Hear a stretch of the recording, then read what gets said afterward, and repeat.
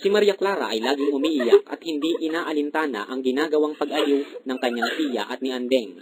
Nadagdag pa sa kanyang sama ng loob ang pagbabawal ng kanyang amang makipag-usap kay Ibarra habang hindi pa ito inaalisan ng ekskomunyon ng mga praile. Huwag kang umiyak. Aalisin din ng ekskomunyon. Si Padre Damaso hindi naman namatay. Nawalan lamang ng malay tao. Tumigil ka nga naman. Gagawa ko ng paraan upang magkausap kayo. Dumating si Kapitan Tiago na malungkot at basang-basa ng pawis. Ano bang nangyari? Diyos ko, magsalita ka. Ano pa? Kundi ang aking kinatatakot. Ang kasunduan ng pag-iisang dibdib ni Ibarra at Maria Clara ay pinasasara ni Padre Damaso. At kung hindi ay mapaparusahan ako, hindi lamang dito, kundi pati sa kabilang buhay. Pinagwikaan din ako ni Padre Sibila ng ganyan. Ipinagtapat ko sa kanila na ako ay may utang kay Ibarra na 50,000 piso. Ngunit alin daw ba ang mahalaga sa akin? 50,000 o buhay ko't kaluluwa. Napalakas ang hikbi ni Maria. Anak ko, huwag kang umiyak. Ang iyong ina kaya lang umiiyak ay kung naglilihi. Hayaan mo, si Padre Damaso ay may sinabi sa akin ang kanyang kamag-anak na binatay dumating mula sa Espanya at ito'y inihahanda ng maging katipan mo.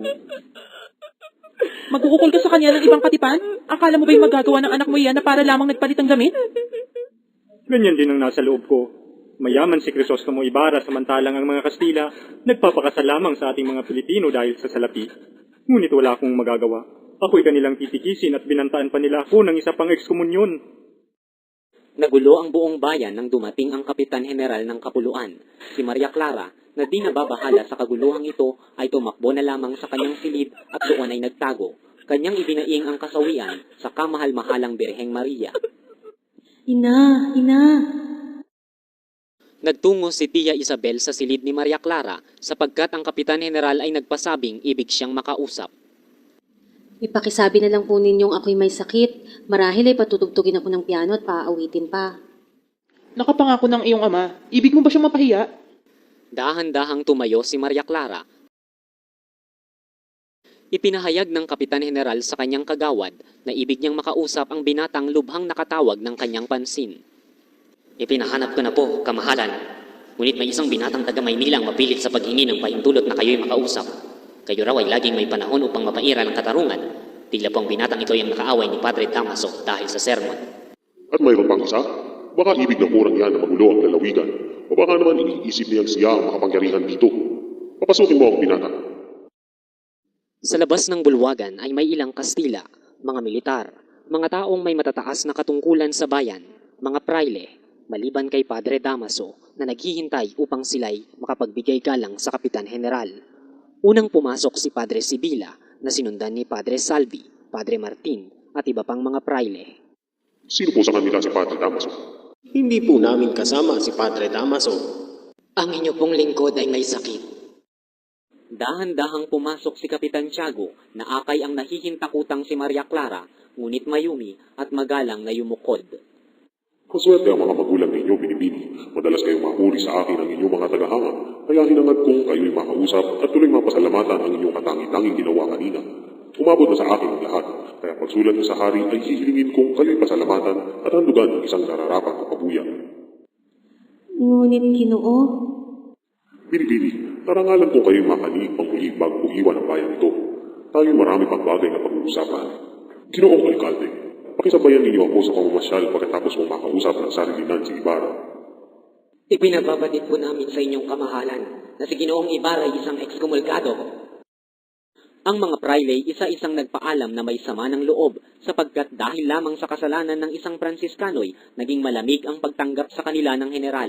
Sa silid-antayan ay nakita nila si Ibarra, ngunit tinging makabuluhan lamang ang namagitan sa kanila. Si Maria Clara naman ay nakasalubong ni Ibarra sa pintuan at nagkatinginan lamang sila.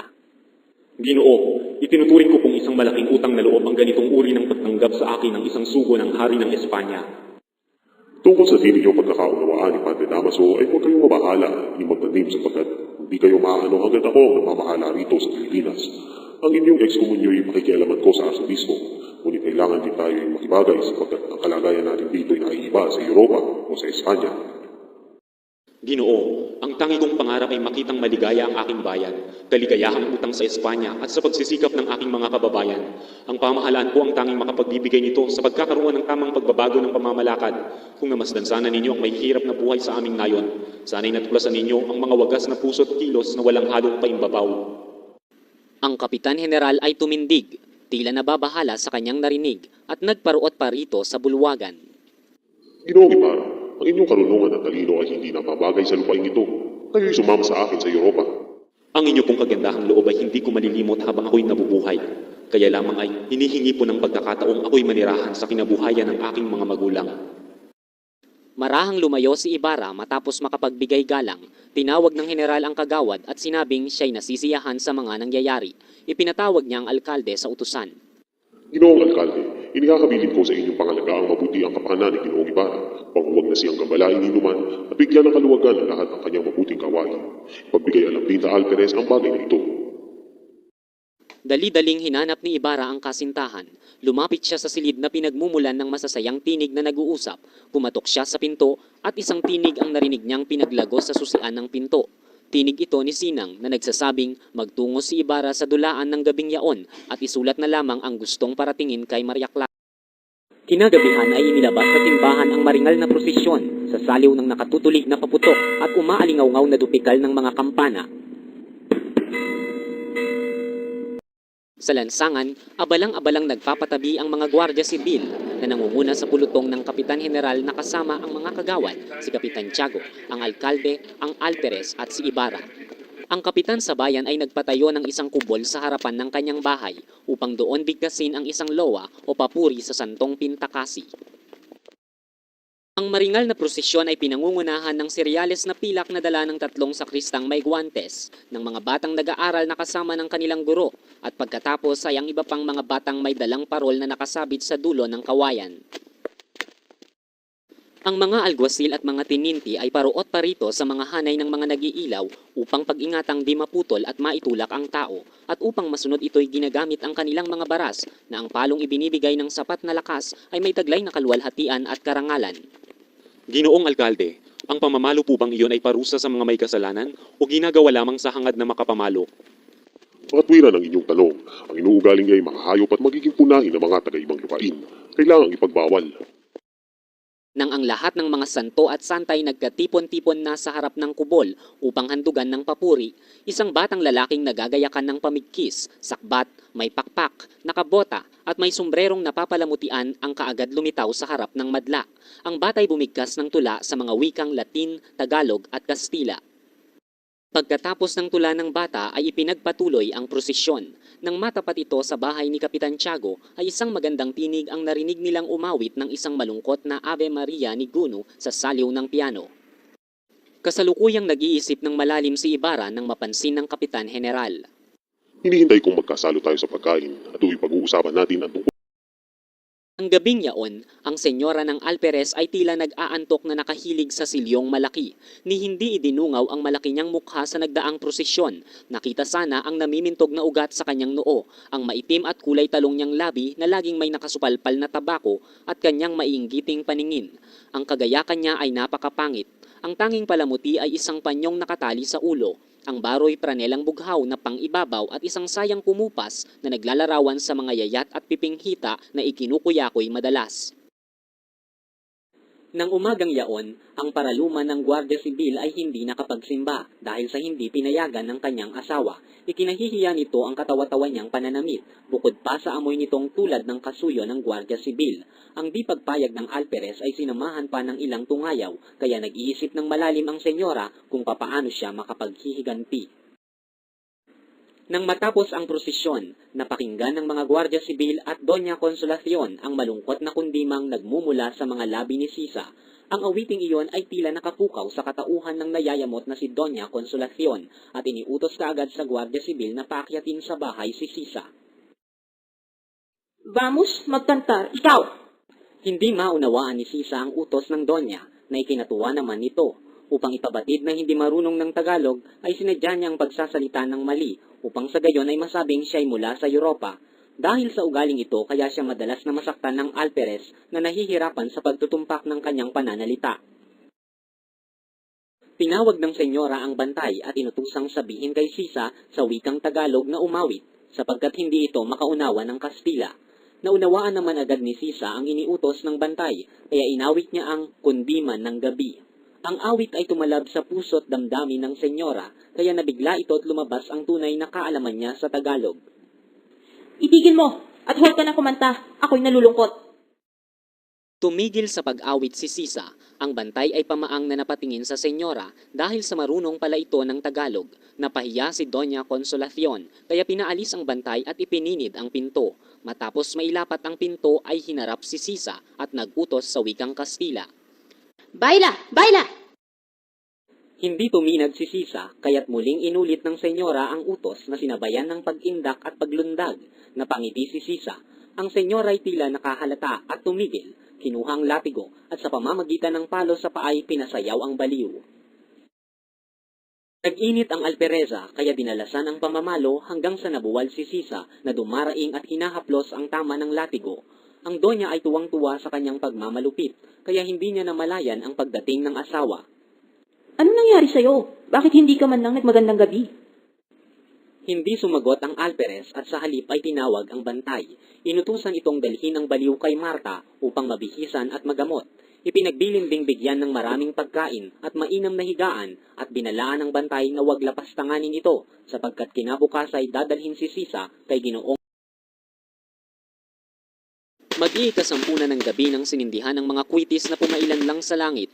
Dumarami na rin ang mga taong nagtutungo sa liwasan ng bayan na pagtatanghalan ng dula. Si Don Filipo ang nangangasiwa sa palabas. Kausap niya noon si Pilosopo Tasio. Wala po akong magagawa. Ayaw tanggapin ang aking pagbibitiw.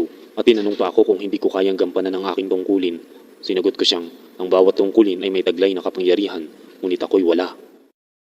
Naputol ang pag-uusap ni na Don Filipo at Pilosopo Tasio nang dumating sina Maria Clara na kasama ang mga kaibigan.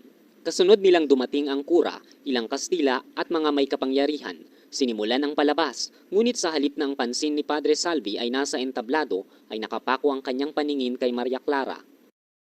Ang pagdating ni Ibarra ay nagbunga ng alingasngas. Hindi nagtagal ay nilapitan ni Padre Salvi si Don Filipo. Maraming sinabi ang kura kay Don Filipo.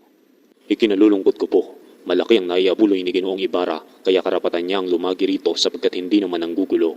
Nagbanta si Padre Salvi, pinanagot niya ang tenyente sa harap ng Diyos at sa may kapangyarihan kapag hindi niya pinaalis si Ibarra. Sumagot ang tenyente na handa niyang panagutan ang lahat at idinugtong pa na wala siyang ikinatatakot sapagkat nakita niya si Ginoong Ibarra na maghapong kausap ng Kapitan General at ng Alkalde ng lalawigan. Kung gayon, kami ang aalis. Nilapitan ni Ibarra ang mga dalaga. Sinabihang mayroon siyang nalimutan, ngunit babalik din kaagad. Paglisan niya, maya-maya'y lumapit ang dalawang gwardya sibil sa tenyente at ipinatitigil ang palabas. Dapat ipatigil ang palabas sapagkat nag-aaway po ang Alperes at ang kanyang asawa at hindi sila makatulog sa ingay. Kami may pahintulot ng alkalde at sabihin mo sa Alperes na ni ang kapitan na siya kung pinakapuno ay walang karapatan sa amin. Ang mga tao ay nasiyahan sa natapos na sarsuela nang biglang nagkagulo ang mga nanunood. Anong nangyari? Hinagad ng dalawang gwardiya sibil ang mga musikero upang pigilin ang palabas. Ngunit ang mga ito ay nahuli ng mga kwadrilyerong katulong ni Don Filipo. Pinadala ang mga gwardiya sibil na ito sa tribunal. Tamang-tama ang pagbabalik ni Ibarra. Noon din ay hinanap niya si Maria Clara. Ang mga dalagang nangatatakot ay nagsikapit sa bisig ng binata. Si Tia Isabel naman ay walang tigil ng kadadasal ng litanya sa Latin. Nang malaman ng mga tao ang nangyari ay pinaulanan ng bato ang mga gwardya sibil na inihahatid ng kwadrilyero sa tribunal. Isang pulutong ng lalaking nagkakatipon sa liwasan ng bayan ang patakbong nilapitan ni Don Filipo. Hindi niya ito mapayapa kaya't humingi siya ng tulong kay Ibarra. Nabalingan ni Ibarra si Elias. Hiningan niya ito ng tulong at ang piloto'y sumunod naman kaagad. Ang kaguluhan sa liwasan ay sinusubaybayan ni Padre Salvi. Isang pangitain ang nabuo sa kanyang guni-guni. Nakita niya si Ibarra na pangko si Maria Clara na walang malay at nawala sa kadiliman ng gabi. Halos mabaliw si Padre Salvi. Mabilis siyang nagtungo sa liwasan ngunit wala ng tao.